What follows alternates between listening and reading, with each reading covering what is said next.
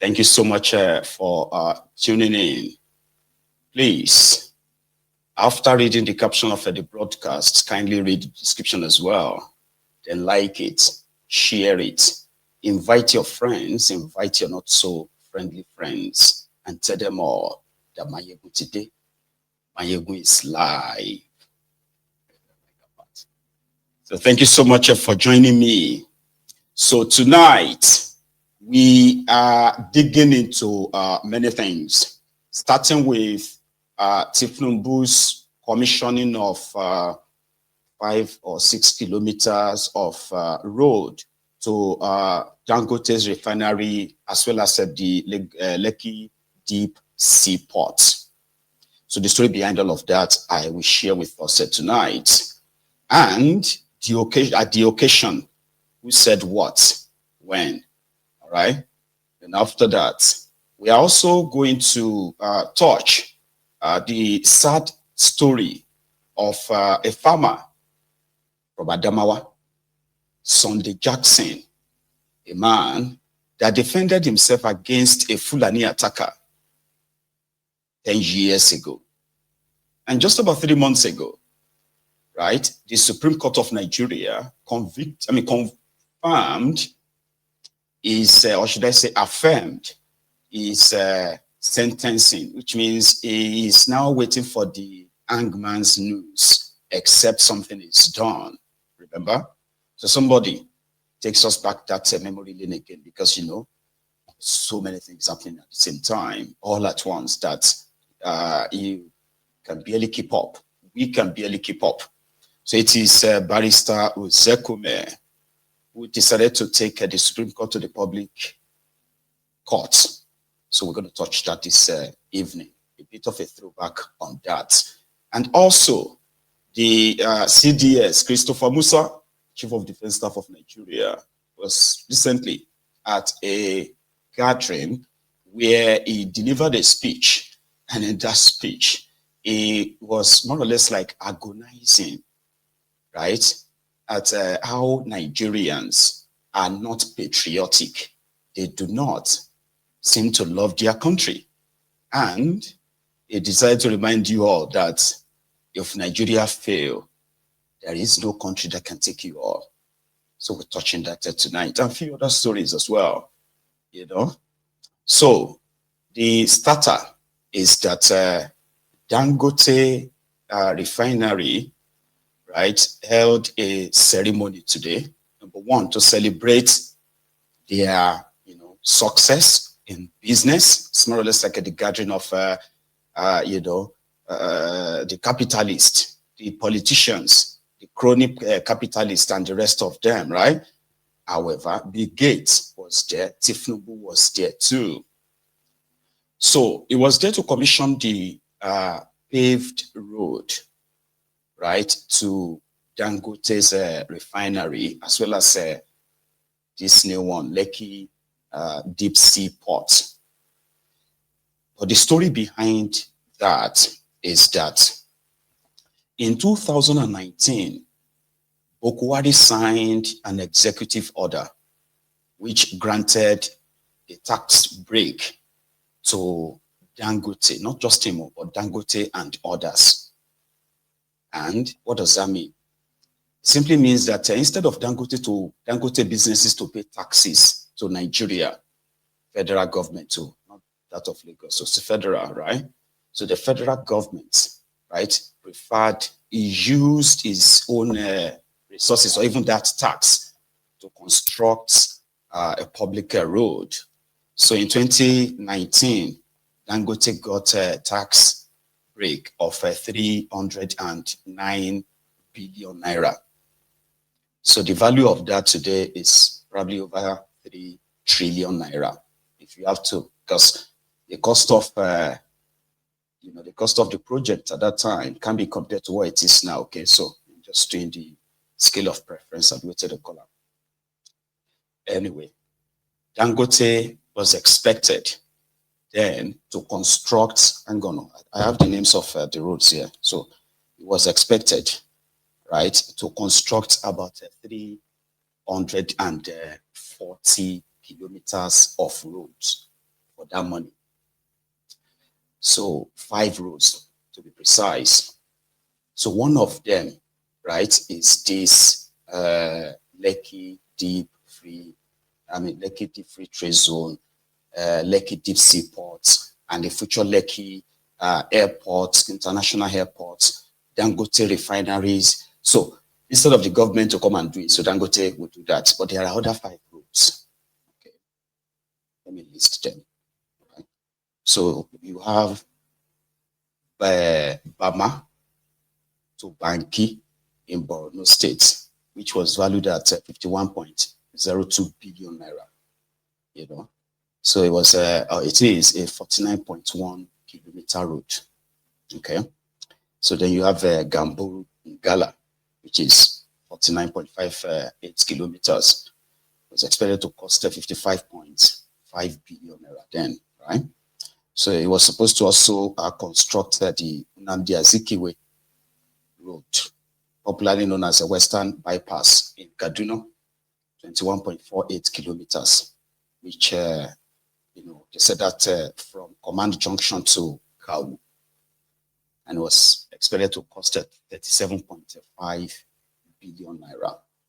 So others, which is now this one, okay, Lekki Seaport, is called Seaport Access Road Section 1 and 3 in Lagos. So the road is expected to go through Ekpe to Shagamu. And whereas Shagamu Expressway, it was supposed to like cross like that, and then you know what I mean. But also the road, if it was completed, it's not completed right now. But it's like everybody is more interested in trying to build roads that will shall further increase the value of their new Atlantic city and the free trade zone and all that. You know what I mean, right? So it was supposed to get to Ogun, from Lagos State to Ogun State, right? And they said it is 54.24 kilometers. I don't know, you can tell me if those of you in Ekpe, you have seen the road, you know, I mean, it's a good thing, a good deal that I believe Bokwari pulled off then. And if it's still ongoing, that's fine. So it was also expected. Meanwhile, there's another one, Obele, Ilaro, Papalanto to Shagamu Road. That one is like 100 kilometers. I don't know if they have done that now as well. It's part of a deal. So Dangote won't pay taxes. All right, it won't pay taxes for 5 years. All right, and it could go ahead and construct all of these roads. I don't know how many of that is completed, but today, Tinubu raised some sort of red flags in his own address, apart from, you know, giving himself a lot of credit for attracting the likes of all these big wigs to Lagos. And at that point, he decided to call out the deputy governor. It's a red flag, and it didn't start just now.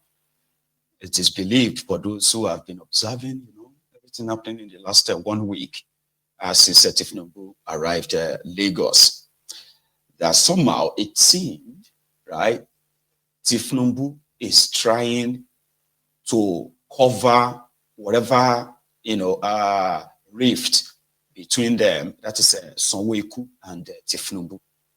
Now, you may say this is just like distraction and all that. Fine. But it is going to be a point of reference probably later. And you know why? Very soon they are going to start denying it. And the moment you push them to deny it, that means it's true.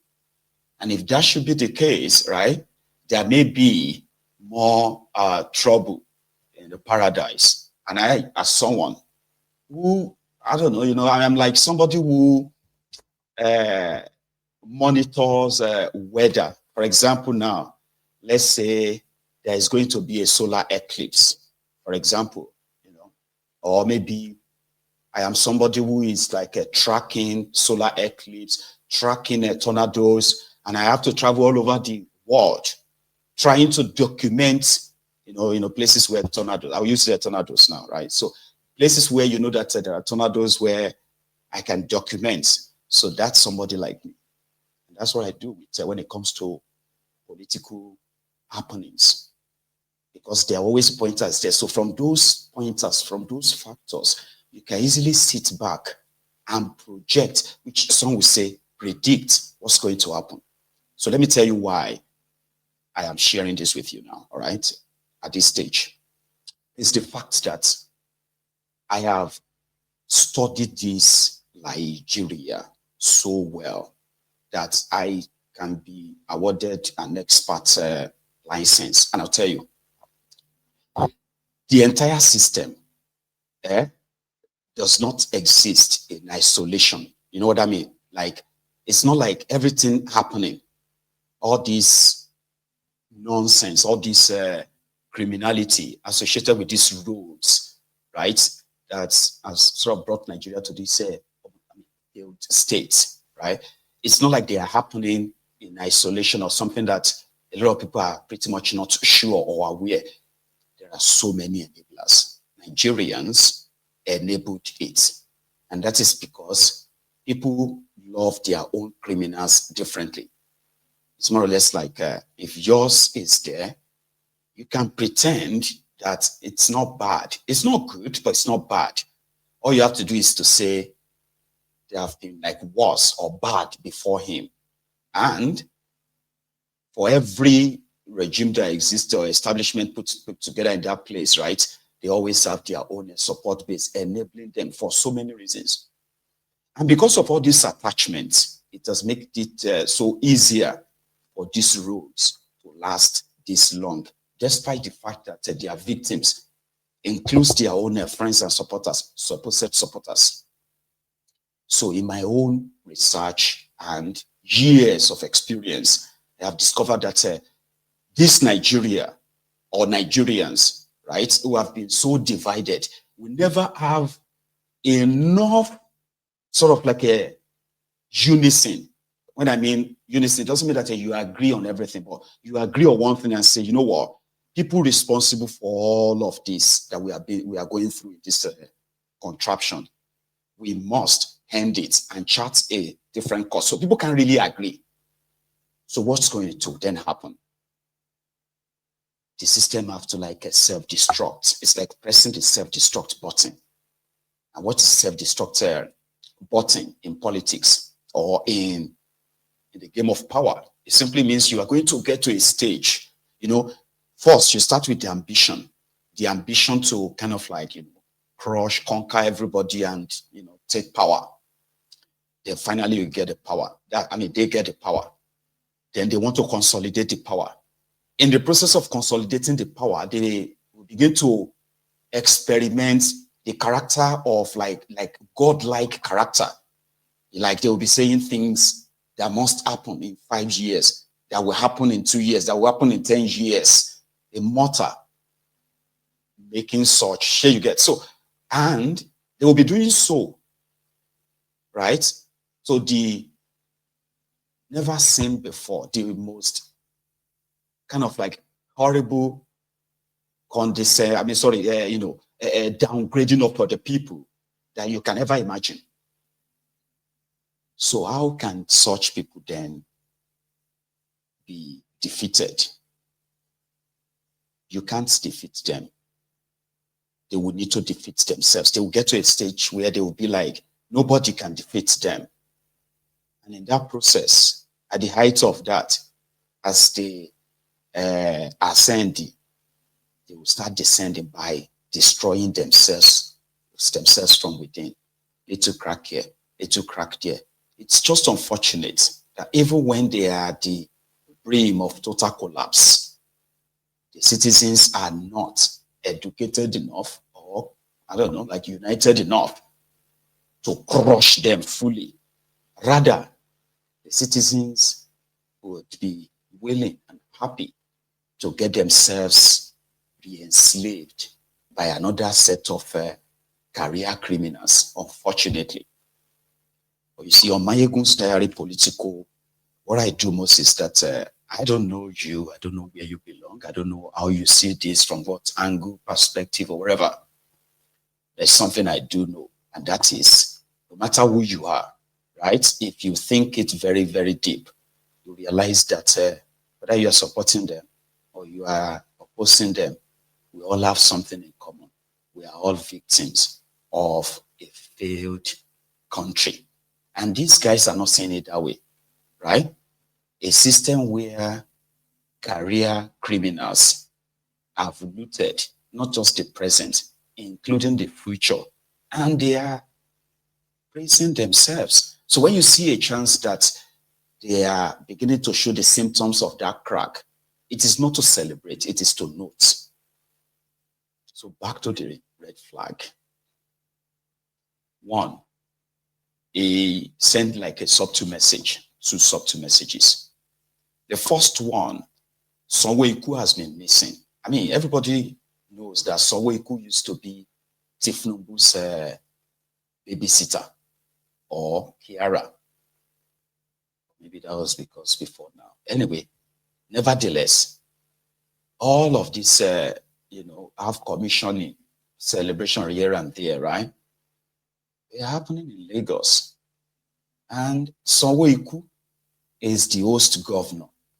Is the one probably hosting Tinubu. So far, so good.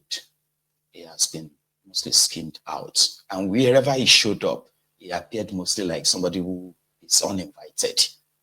So when Kolu was addressing or giving a speech, he called out the deputy governor, meaning it was the deputy governor there. And guess what? He was giving him a directive that, you know what, in the future, right, we have to work and make sure that all those people who are going to be encroaching on land, people who are going to be creating artificial island, because you can create your own artificial island. I think all you need is just to get what's it that thing where they used to dredge river like that to pump out the sand from somewhere, pump it like maybe 2-3 hectares of land. I mean sand. You can have an island. So Kolu is already envisaging that, and they have to own it, put it away. I'm not going to start from Kolu. I'm going to start from Dangote himself, talking about the success, the achievements of subsidy removal, this and that, and that you should also be grateful that even if you are buying a liter of petrol for 800 or 900 naira, you are still the cheapest in Africa, according to him. And it can only get better, according to him. Of fuel subsidies and the deregulation of the downstream petroleum sector, the drive to increase crude oil production, the unification of the Naira exchange rate, the presidential CNG initiatives, and the ongoing comprehensive overhaul of the tax regime. I think, sir, by the time we start practicing your overhauled tax regime, everybody will be up and about. They will run and come to Aso Rock to thank you for actually creating that policy. We thank you, sir. Your Excellency, through this policy, it is a very, very creative policy of your administration. The Dangote Group will be expending about 900 billion on 8 roads infrastructural projects. This deep sea concrete road, Ekwe Road, which you are commissioning today, is one of the 8 projects totaling 500 kilometers spread out, throughout Nigeria. It's not only this one, it is throughout Nigeria, including 2 roads in Borno State, which will link Borno with Chad and also with Cameroon. We thank you, Your Excellency. Your Excellency, the industrial complex is one of the several key initiatives by the Dangote Group in supporting the federal government's reduced hope agenda, which is focused in transforming Nigeria into a manufacturing hub for Africa. Our objective is to produce domestically those goods that historically we've been importing, despite our abundant natural resources. Now we have actually, sir, reversed the tide. Today, Your Excellency, most cement consumed in West Africa is coming from Nigeria. Nigeria was number two. Nigeria was number 2 in importation of cement. By Your Excellency, by next year when we finish Itori, Nigeria will be the largest exporter of cement in the entire African continent.